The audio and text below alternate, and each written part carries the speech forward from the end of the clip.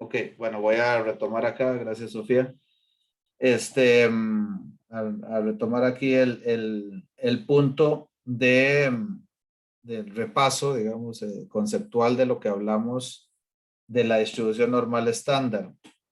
Cuando vimos en la sesión esta de hoy hace 15, la distribución normal, decíamos, bueno, lo que les comentaba ahora, que es en el caso de que estas variables continuas, entiéndase, por ejemplo, los pesos de una persona, la edad inclusive, ¿verdad? Cuando la mido de forma continua y no en años cerrados, el tiempo que duran atletas, por ejemplo, nadando una piscina o nadando varias piscinas o corriendo una carrera, los colones que ganan los trabajadores de la construcción en cierta área.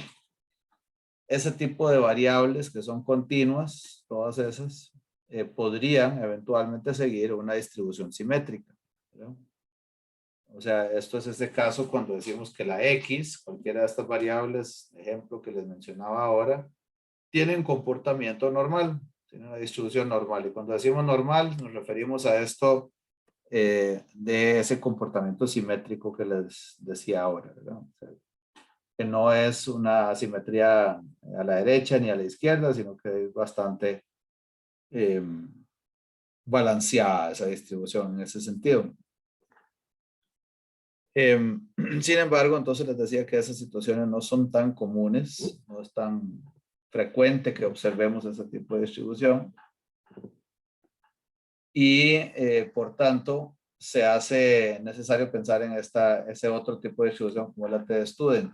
Pero antes de eso, vamos a recordar también que el señor Gauss, les contaba yo en aquellos tiempos, cuando cuando calculó y estimó todas estas distribuciones que tienen que ver con la normal, en algún momento simplificó todos los problemas, ¿verdad? Donde las distribuciones podían tener diferentes medias o diferentes valores esperados, medias poblacionales y diferentes varianzas, ¿verdad? Grados de homogeneidad o variabilidad alrededor de esa media, ¿verdad? Por ahí ustedes espero que recuerden aquellas curvitas de diferentes colores, donde unas eran más angostas que otras y unas estaban posicionadas más a la izquierda que otras, ¿verdad? Entonces, el señor Gauss lo que propuso ahí en ese momento fue, pues homologuemos todas, estandaricemos todas y las llevamos todas a media cero y desviación estándar 1, ¿verdad? Lo que nos decía es, en lugar de que me den valores de X, de esa variable normal X, expresemos cualquier valor X en términos de a qué distancia está de la media poblacional en términos de desviación estándar, ¿verdad? O sea, lo que hacíamos era al valor de X le restábamos la media poblacional y lo dividíamos entre la desviación estándar poblacional, ¿verdad? Entonces, lo que nos quedaba era aquello de X se encuentra a tantas desviaciones estándar de la media poblacional. Y de esa forma, lo que teníamos entonces era la normal estándar, ¿verdad? Esa variable z era igual entonces a esa estandarización de x menos mu entre sigma. Eso es lo que habíamos conversado en esa sesión hace 15 días, pero eso se aplica entonces cuando la distribución de esa variable x es normal. Vamos para como que amarrar ese concepto primero. Y entonces, sobre la idea más bien de que puede pasar bastante frecuente que no se distribuyen de forma normal, trabajaríamos en el segundo escenario que está marcado ahí con verde. Y ahí más bien la variable ya no sería X, ¿verdad? Sino la media de una muestra de observaciones de X, ¿verdad? Entonces, en un escenario, por ejemplo, si efectivamente los salarios de esos trabajadores de la construcción se comportaran de manera simétrica, yo podría modelar y decir cuál es la probabilidad de que un trabajador, por ejemplo, se gane más de X salario usando la distribución normal. Sin embargo, si yo me doy cuenta que esos salarios no tienen una distribución simétrica. No hay tantos salarios hacia abajo del promedio como hacia arriba del promedio. Entonces, me tocaría trabajar más bien con sacando promedios de muestras de trabajadores, ¿verdad? Entonces, los salarios promedios de diferentes muestras de trabajadores. ¿Y con qué intención hacemos eso? Para probar con esa muestra qué tan probable será que la media poblacional sea un valor específico que estamos asumiendo o que nos interesa probar. O sea, por ejemplo, yo podría decir, si me interesara ese caso, supongamos que yo soy inspector del Ministerio de Trabajo y hay una legislación, hay una ley o un reglamento que dice que en cualquier construcción, ¿verdad? O cualquier sector de construcción debería haber un salario, debería estarse pagando un salario promedio mínimo de 2,000 colones la hora, ¿verdad? Y supongamos que para probar eso, ¿verdad? Si efectivamente en ese sector de construcción se está cumpliendo la legislación, yo voy a obtener una muestra. Voy a ir a preguntarle a algunos trabajadores, a una cantidad N de trabajadores, cuál es su salario para calcular el promedio de esa muestra y ver si se cumple la ley o no se cumple. Entonces, supongamos aquí que voy a obtener una muestra de 100 personas y de esas 100 personas en promedio les pagan 1,850 colones por hora en promedio. Algunos me contestaron 2,100, otros me contestaron 1,650, otros 1,800, otros 2,000, etcétera, ¿verdad? Pero el promedio fue 1,850. ¿Qué hago yo con eso, compañeros? ¿Qué les parece que se podría hacer con ese hallazgo de esa muestra de 100 trabajadores? ¿Puedo ir a devolverme al ministerio a decir que ese sector está incumpliendo la ley? ¿O qué creerían ustedes que proceden?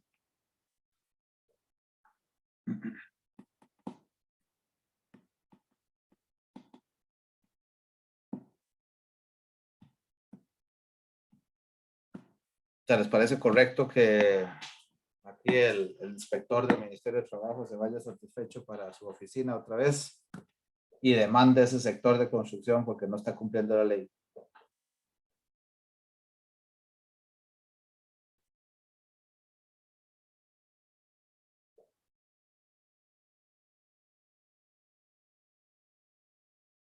¿Qué opinan? ¿Qué les suena a Primero me ustedes? imagino, Perdón. eh, primero me imagino que hay que asegurarse que la muestra en verdad representa a toda la población. Ok, totalmente de acuerdo, Sofía. Sí, supongamos que sí. Supongamos que sí la representa.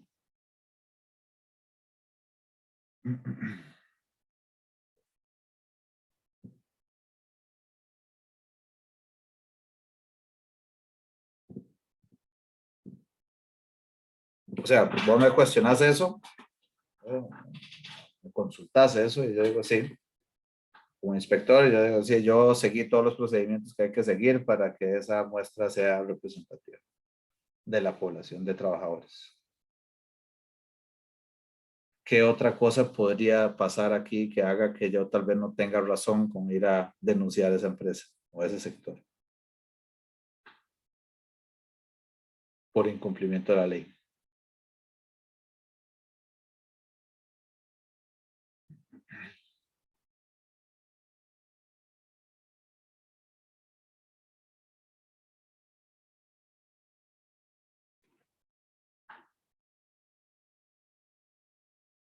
Démosle vuelta un momento a toda esta situación. Supongamos lo siguiente, más bien, supongamos que eh, efectivamente el promedio de la población es 2,000 colones. O sea, las personas que dirigen estas empresas de construcción efectivamente se aseguraron que todos los trabajadores que están contratados ahí, en promedio tienen un salario de 2,000 colones y con eso cumplen la ley. Pero hay trabajadores como lo que salió en la muestra, ¿verdad? Hay trabajadores que ganan 1,600, otros 1,800, otros 2,000, otros 2,300, otros 2,400. Entonces yo tengo diferentes niveles de salario que al final para toda la población consolidan para un promedio de 2,000 colones. Y supongamos que eso es así, efectivamente, pero eso no lo sabe el inspector, ni lo va a saber, ¿verdad? Porque normalmente estas empresas no le abren los libros ahí a los reguladores, ¿verdad? A la gente que supervisa, a menos que algún juez los obligue a hacerlo. Eso es información privada de la empresa. Entonces, lo que le queda al inspector es levantar esa muestra. ¿Ustedes creen que necesariamente cualquier muestra que obtenga el inspector debería dar un promedio de 2,000 colones? O sea, en la construcción en general, la población son 2,300 personas que trabajan. Una constructora grande. Y la muestra que sacó son 100, de manera representativa, como decía Sofía ahora. Representativamente tengo 100 personas. Cualquier muestra de 100 personas que yo saque de ahí debería tener un promedio de 2,000 colones. ¿Qué opinan?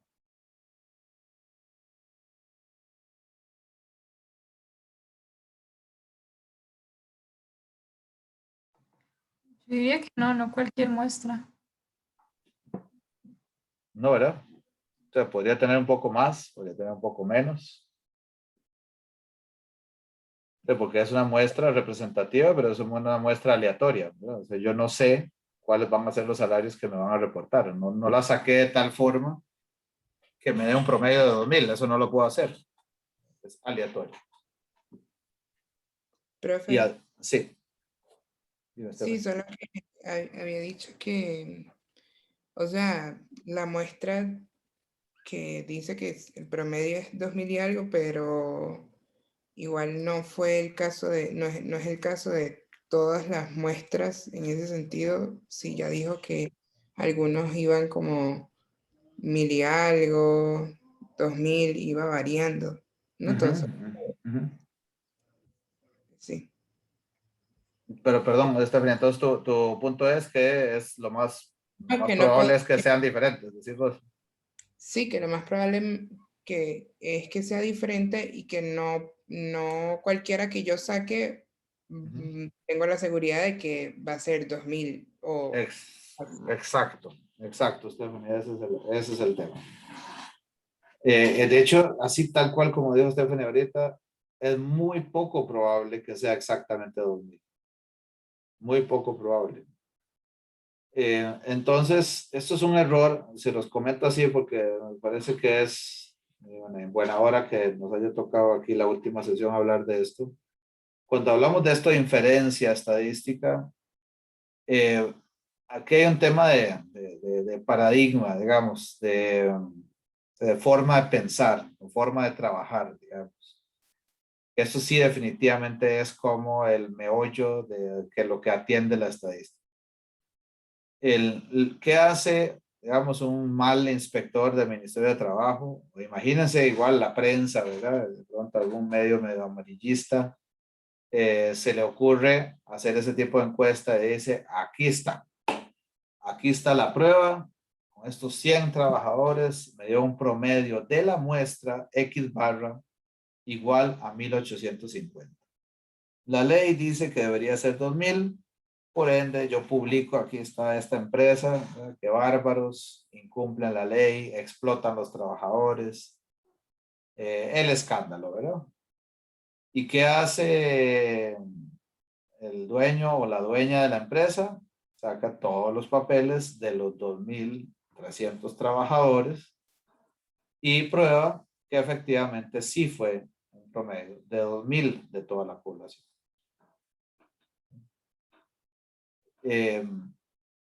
Entonces, ¿qué es lo que hace la estadística? La estadística no supone que yo pueda en algún momento conocer la población. Ese es el punto aquí.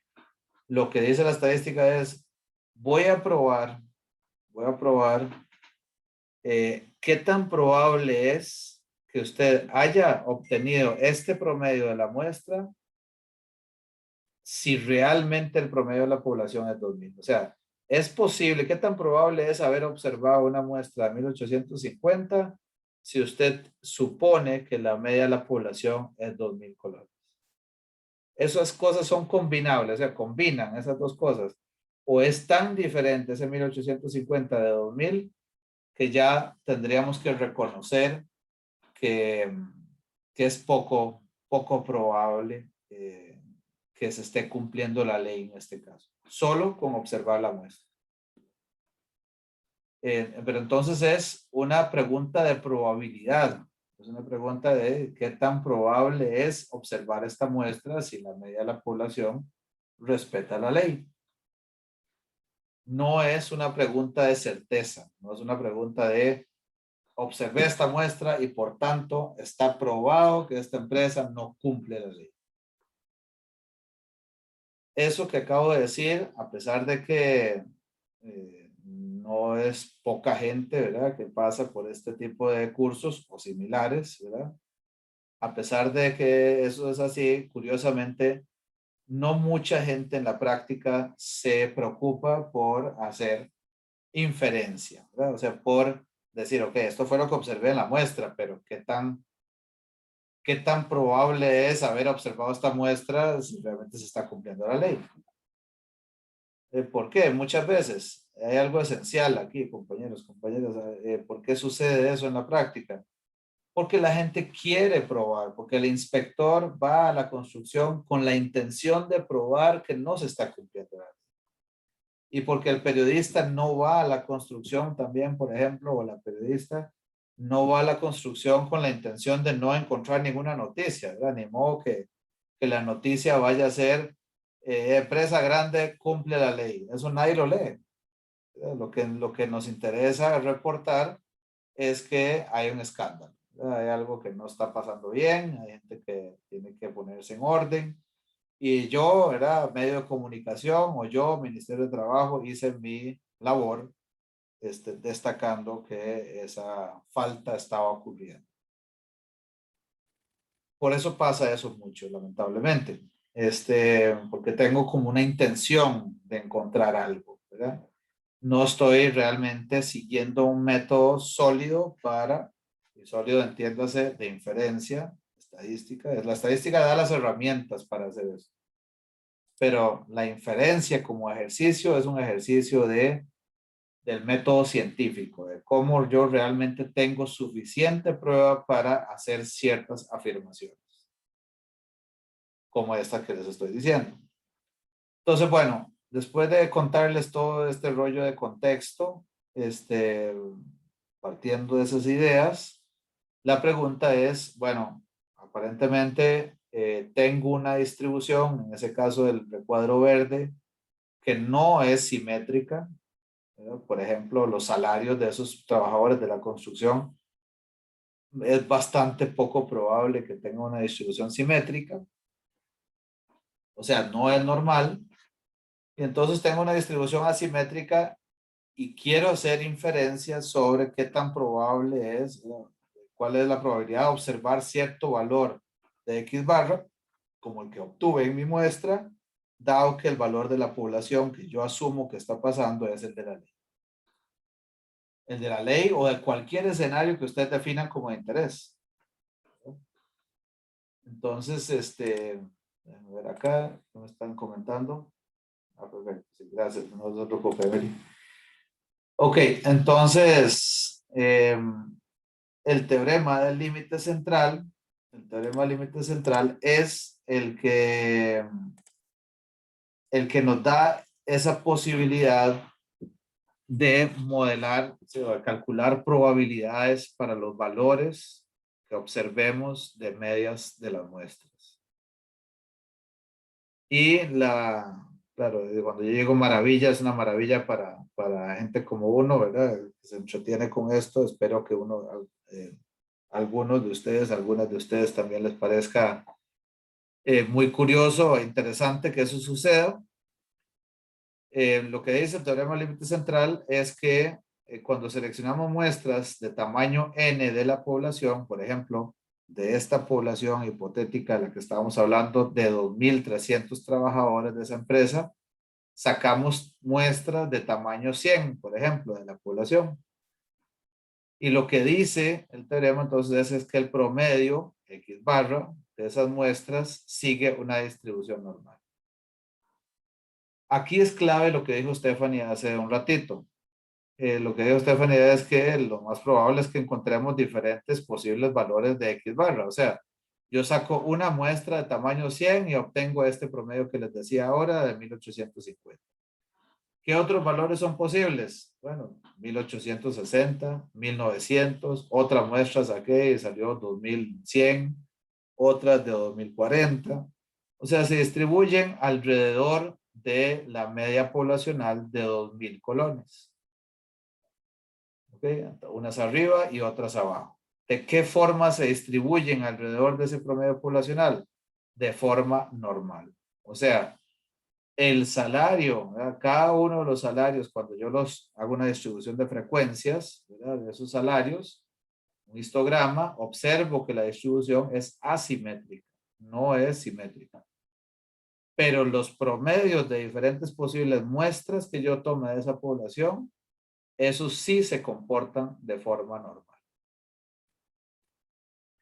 Y al comportarse de forma normal, la maravilla que tengo es que puedo ya ahora sí modelar las probabilidades y decir qué tan probable es observar ese promedio de la muestra si realmente se está cumpliendo la ley. Y si esa probabilidad es muy baja, sí tendría suficiente evidencia, suficiente muestra para poder decir esta construcción o esta empresa no está cumpliendo la ley.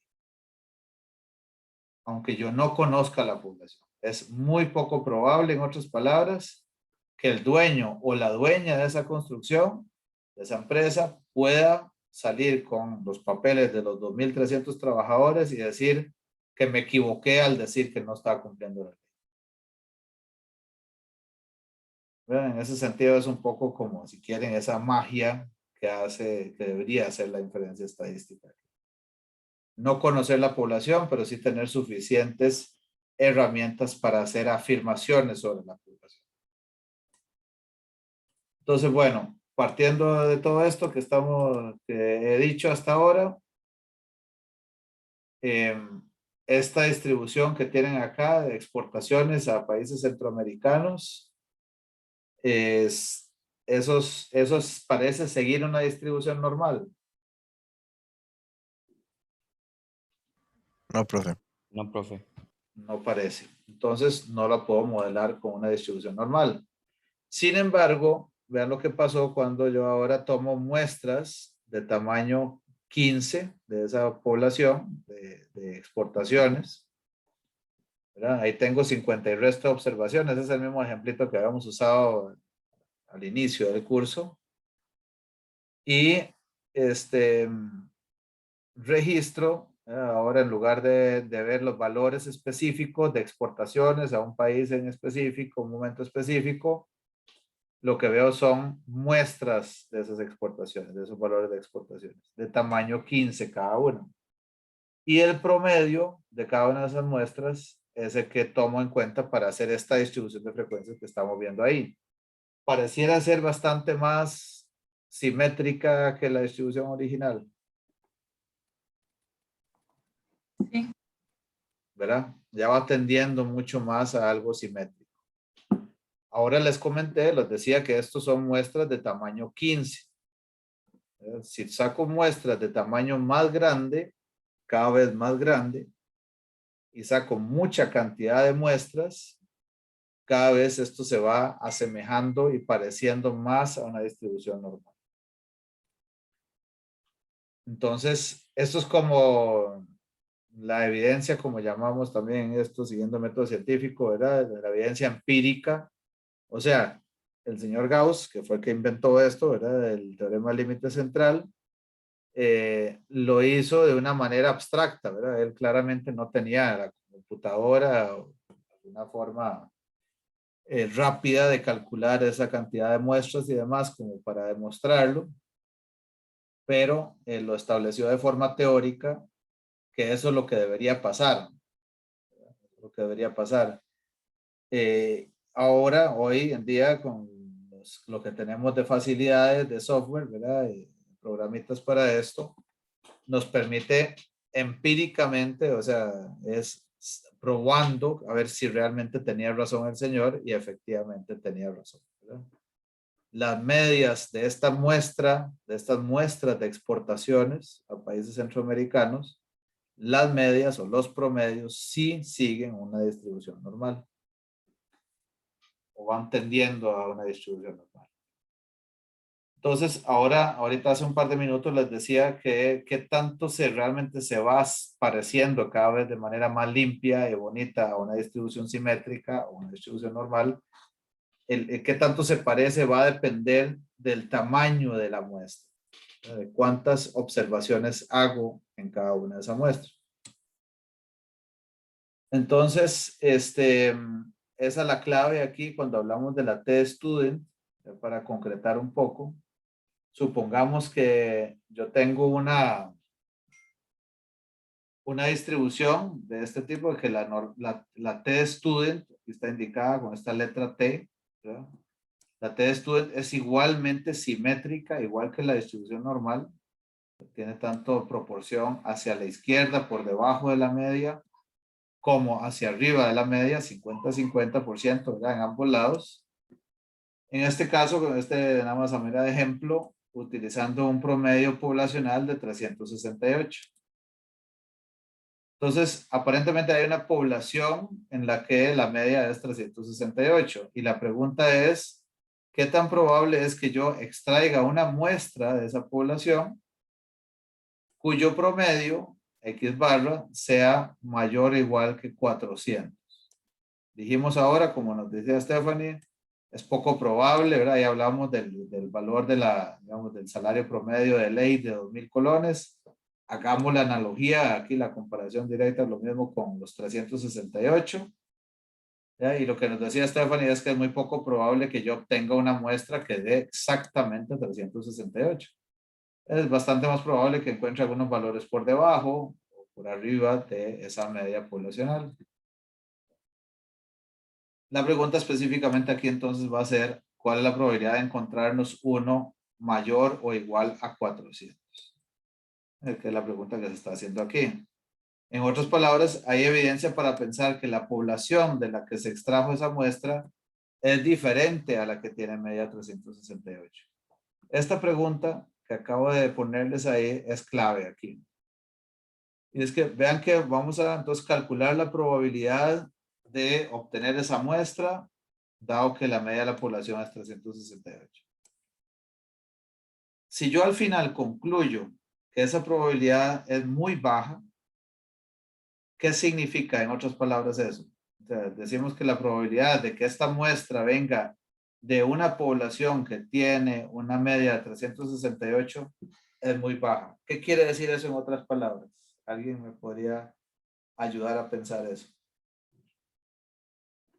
Si yo digo que es muy poco probable que la media sea 368.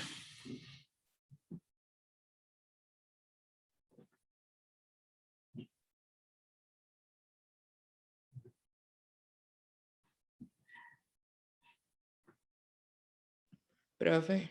Sí. Bueno, no sé si estoy mal, pero pues, se podría decir que la información no es confiable. Sí, que lo que no es confiable, sí, Stephanie, lo que no es confiable es pensar que la media de la población es 368. Sí, exacto. ¿Verdad? Perfecto, sí. En otras palabras, lo que quiere decir es que es más probable, o lo que dice Stephanie, más confiable, que la media de la población sea más grande que 368. Sí, o sea que la población, recuerden, sobre la cual no tenemos certeza, estamos asumiendo que es 368, como asumimos que la construcción cumple la ley y que la media es 2,000 colones. Si decimos que es muy poco probable que es 368, lo que estamos diciendo es en realidad como si hubiera otra curva que está por acá. a la que es más probable que pertenezca esta muestra de 400. ¿Ok? Con esto no estamos diciendo que, entonces, que si es muy poco probable que sea 368, entonces lo más probable es que sea 400. No. Lo que decimos es que es muy probable que sea mayor a 368. Si es 400, con exactitud no lo voy a poder decir. Lo que sí puedo decir con mucha probabilidad, si realmente lo da así el resultado, es que la media de la población es muy poco probable que sea 368.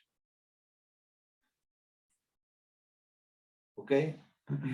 Y para hacer este tipo de pruebas sobre la media poblacional, utilizamos la normal, la distribución normal que ya habíamos visto, cuando el tamaño de la muestra es mayor o igual a 30 y conozco la desviación estándar poblacional.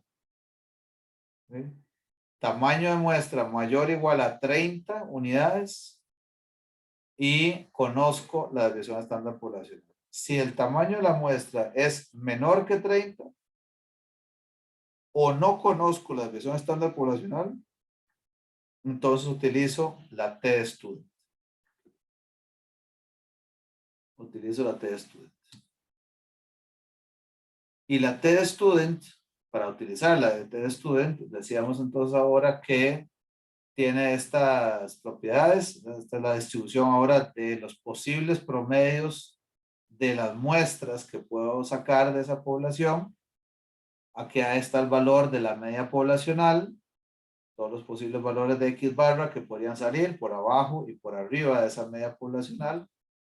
Y la desviación estándar siempre va a ser la desviación estándar de la muestra S entre la raíz del tamaño de muestra que seleccioné.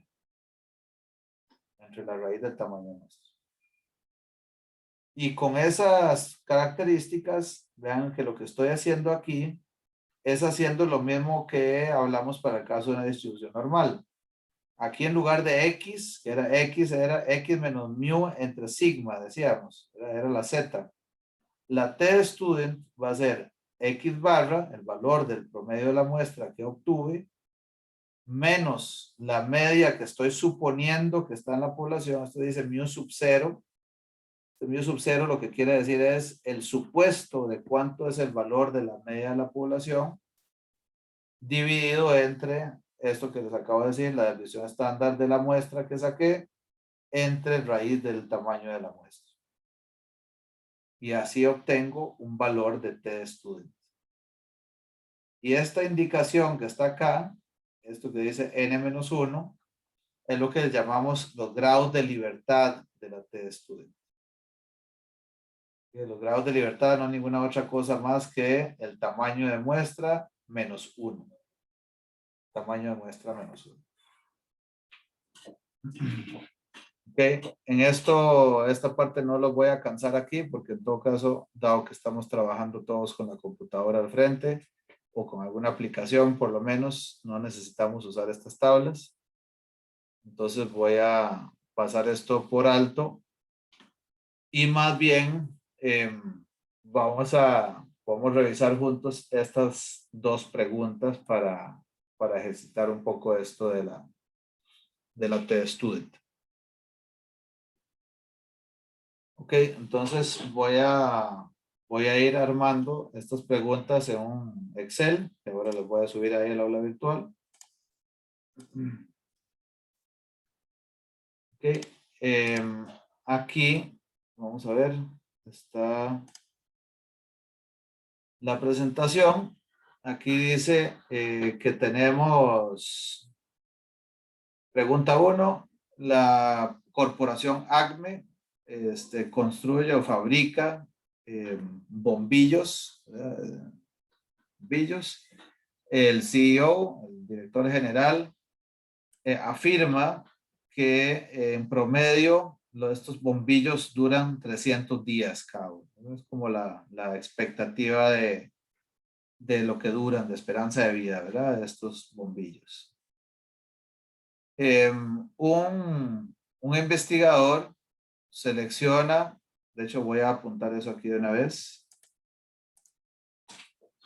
Dice, en el caso de ACME, vamos a poner el valor poblacional. Lo que dice el director es que todos los bombillos que se fabrican ahí duran 300 días.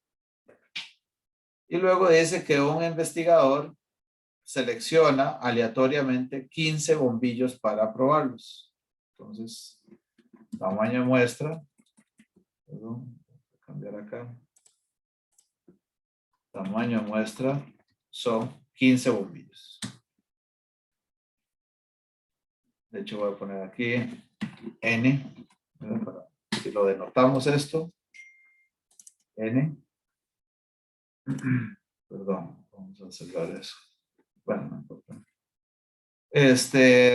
Los bombillos que se muestrean o que se muestrearon, duran en promedio 290 días. Entonces aquí voy a poner X barra 290 días. Vean que obtuvimos una muestra con un promedio menor a lo que nos prometieron que iban a durar estos bombillos, 300 días. Ok, con una desviación estándar de 50 días. Entonces, S, ¿verdad? La desviación estándar, voy a poner acá. Desviación estándar, S, 50. O sea, que en promedio, cada uno de las duraciones de esos bombillos se desviaron 50 días de este promedio de 290 días. O sea, yo observaba bombillos que tenían desde 240 hasta 340 días de duración, ¿verdad? Algunos mayores y otros bastante por debajo del valor de la población. ¿Ok? Si lo que dice el CEO es correcto, ¿cuál es la probabilidad de que hayamos seleccionado 15, ¿verdad? Estos 15 bombillos con un promedio que tengan un promedio no mayor a 290 días? En otras palabras, ¿qué tan probable es haber observado esta muestra si es cierto lo que dice este señor? O en otras palabras, para refrasear esa pregunta, ¿qué tan probable es que qué tanta evidencia tenemos para decirle que no tiene razón? Entonces, para eso necesitamos calcular la t-student. Entonces, la t-student aquí, ¿por qué t-student? Porque no conocemos la desviación estándar de la población, solo tenemos la de la muestra y el tamaño de muestra es 15, es menor que 30, por ende tenemos que usar la t-student y no podemos usar la distribución normal para calcular esa probabilidad. Entonces, aquí vamos a calcular ahora la t-student que nos decía que era, toma el valor de X barra, 290, le resta el valor de la población, 300, y lo divide entre la desviación estándar de la muestra, S, entre, aquí square root, raíz del tamaño de la muestra.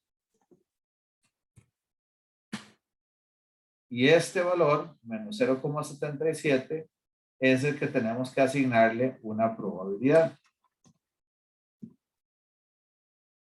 ¿Verdad? Entonces, ¿qué tan probable es que observemos un valor de t-student menor que menos 0,77, que sería lo mismo que, voy a poner esto aquí, la pregunta como tal, ¿qué tan probable es observar un valor de 290 días de duración del bombillo en una muestra de 15 bombillos, si en la población los bombillos duran 300 días en promedio? Esa es la pregunta. Y esa pregunta se traduce es igual a la pregunta de qué tan probable es observar un valor de t-student inferior a menos 0,77. 77,46. O sea, convertimos esta pregunta en una pregunta de t-student para poder calcular la probabilidad. Y esta la trabajamos con t-distribution, como ven acá. ¿Verdad?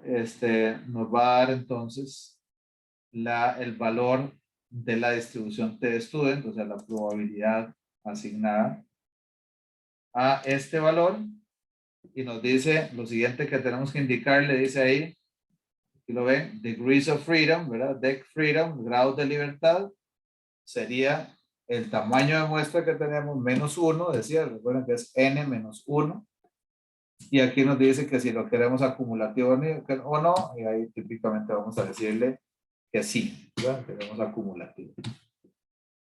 Entonces esta es la probabilidad, compañeros. Esta es la probabilidad de observar un valor de 290 días o menos si el valor de la población efectivamente es 300. Profe, Sí. me pregunta, ¿podría poner la fórmula de t-student, por favor? Sí, claro. Lo que haces es, lo primero que nos pide es el valor no, de la X. otra, profe, la de, o sea, de cómo sacó En la presentación. t-student. No, ahí. A mí pero el menos 0,77. Esta, sí, claro. Lo que hacemos es, al valor de la muestra X barra, lo comparo, quiere decir, le resto el valor asumido de la población, 300. Y eso lo divido entre la desviación estándar de la muestra S, de 50 acá, entre la raíz del tamaño de muestra, 15. Eso está exactamente así, tal cual, de lo que les comentaba acá, ¿verdad? X barra menos mu sub 0 entre S entre raíz de. ¿Sí? Sí, profe, perfecto, gracias. Con gusto. Profe, ¿podría mostrar ahora la de probabilidad? Se va a hacer esto más grande aquí, perdón. Esta probabilidad lo que pide es, para calcular la probabilidad con la t-student, dice, dame el valor que querés que le calcule la probabilidad, que aquí es el valor de la t-student que calculamos. Me dice los grados de libertad, 15 menos 1, ¿verdad? Tamaño de muestra menos 1. Y siempre le vamos a poner 1, aquí para indicar que es la probabilidad de que sea menor o igual a ese valor. ¿Okay?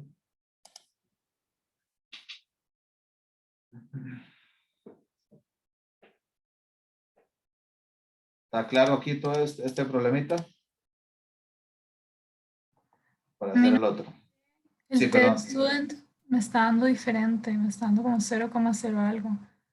Y hice la fórmula exactamente igual, y no sé por qué. ¿El cual valor? Esta fila te dio diferente, este valor acá. Sí.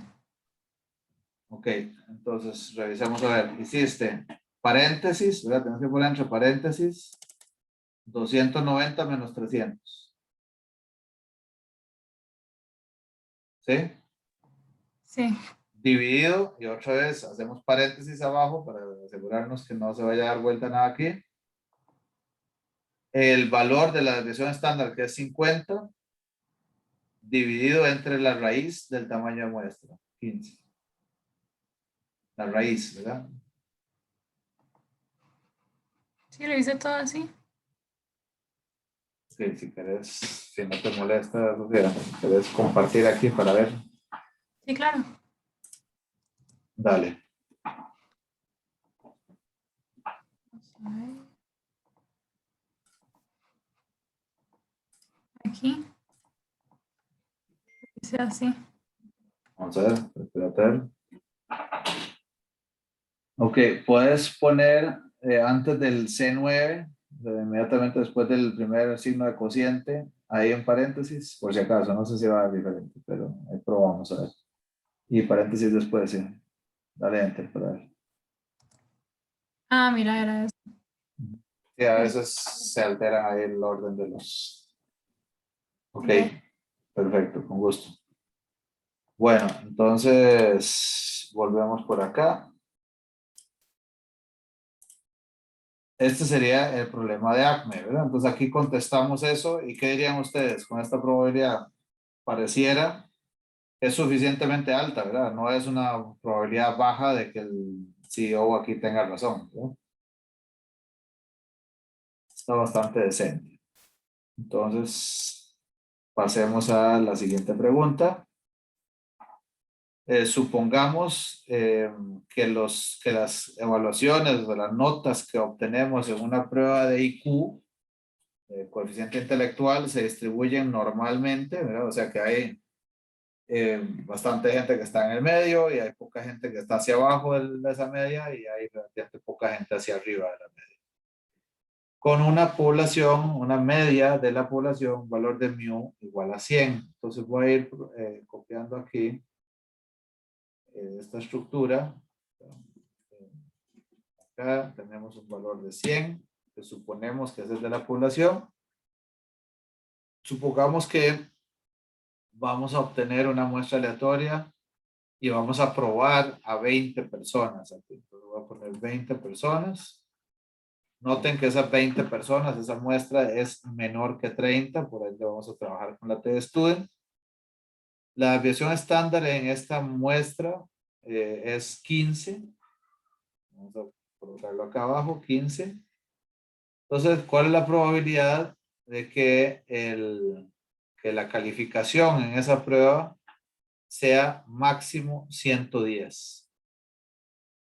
Entonces, el valor que nos interesa, el valor crítico aquí, si quieren, es 110. Bien, entonces, en realidad, podríamos copiar aquí esto, la T-Student que tenemos arriba, ahorita lo revisamos. Y lo que está haciendo es, ok, va a comparar C20, es el valor de 110 de mi muestra, con el valor poblacional de 100, 110 menos 100, lo divide entre la desviación estándar que obtuvimos entre la raíz del tamaño de muestra 20. Entonces, tal cual, la misma estructura, obtenemos el valor de T-Student de 2,98142. Y ese, de paso, también podríamos copiar aquí de una vez la probabilidad y nos dice que es 99,6%.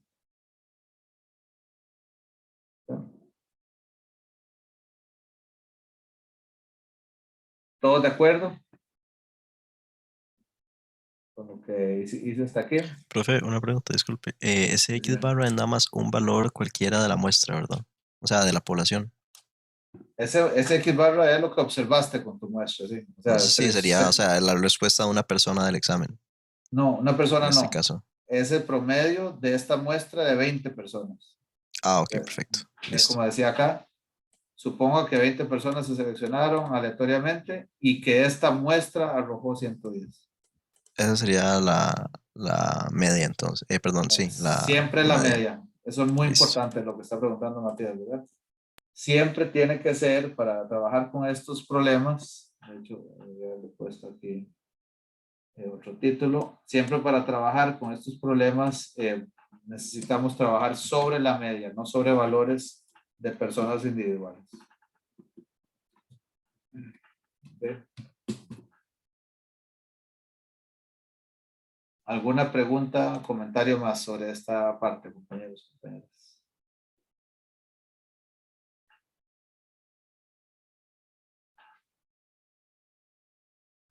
Vean que lo que estamos diciendo aquí en otras palabras también es, por ejemplo, o sea, lo que quiere en este caso decir es, alguien podría decir, no, mira, yo solo voy a seleccionar, bueno, gente obsesiva, ¿verdad? Con estos temas de pruebas de coeficiente intelectual, yo solo voy a emplear o darle trabajo a gente que se gane un IQ de 115 o más.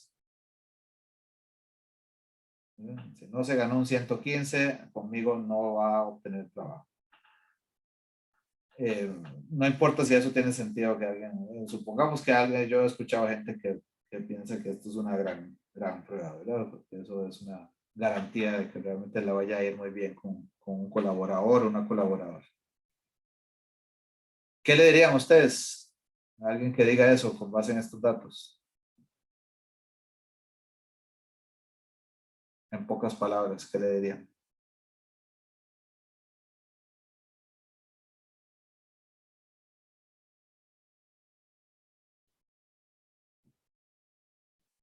¿qué tan probable es que obtenga alguien que tenga un 115, o sea, una muestra de 115, un promedio de 115 de IQ?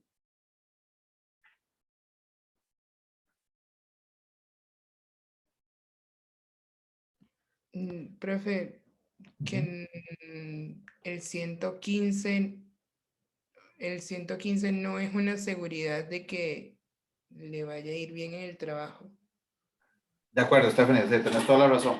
Pero digamos que esa es tu crítica al criterio que está usando, ¿verdad? O sea, vos decís, el IQ no es suficiente prueba como para saber si esa persona la ve bien o no. Tenés toda la razón. Pero quitando eso, decirle, ok, primero, eso que dice Stephanie, que es lo más importante. Un toque de nada más para salirnos un momento del curso estadístico. O sea, efectivamente no tiene sentido que alguien, o sea, no tiene mucho sentido que alguien quiera discriminar si va a contratar un grupo de trabajadores por el IQ nada más. Hay cientos de otras preguntas y criterios que considerar para decidir si a alguien le puede ir bien o no en un puesto. Totalmente de acuerdo con vos, Stephanie, pero digamos, solo pensando, o sea, primero le vamos a decir eso a la persona. Lo segundo es ahora, aún si quisieras, solo usar el IQ. Me acabas de decir que querés usar el criterio de que este grupito de gente que vas a contratar debería tener en promedio por lo menos 115. ¿Qué le responderíamos? ¿Qué tan probable es que le suceda eso? Que tenga un promedio a un grupo de trabajadores que tenga un IQ de 115. ¿Es probable observar eso o no es probable? Y que es muy poco probable.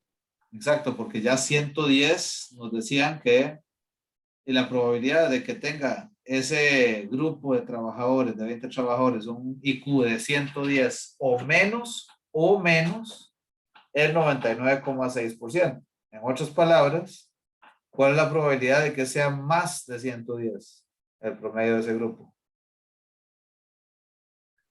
Menos de 1%. 4%. 0,4%, menos de 1, los dos lo dijeron correctamente, así es, menos de 1, 0,4%. Ahora imagínense 115, no nos quedemos con la duda, nada más cambiamos el valor aquí, se actualiza esto, y prácticamente es 0% la probabilidad de observar un grupo con un IQ de 115 o más. O sea, si alguien efectivamente está intentando usar ese criterio para seleccionar, ojalá que tenga mucha paciencia, ¿verdad? Porque va a tener que sacar y muestrear cualquier cantidad de grupos de trabajadores hasta llegar a observar alguno, ¿verdad? No sé, irse a la NASA tal vez para encontrar esa situación en particular.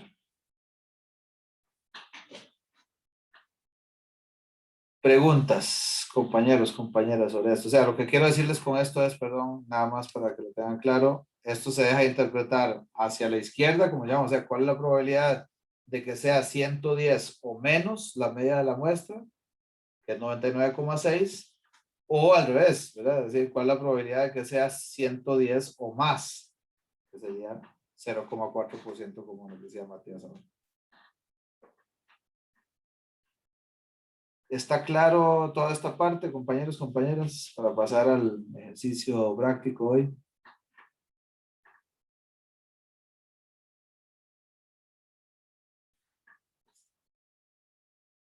Estamos bien. Ok, yo les voy a subir este archivo ahí y bueno, igual que siempre, ¿verdad? Los ejercicios prácticos, aquí me quedo pendiente de las dudas, comentarios que ustedes tengan mientras los van trabajando. Voy a dejar de compartir, dejo de grabar. Profe, ¿y el ejercicio Sí. lo tenemos que entregar hoy o podemos entregarlo mañana?